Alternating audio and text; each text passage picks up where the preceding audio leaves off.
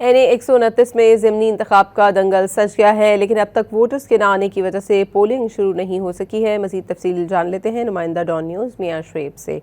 शुएब, बताइएगा।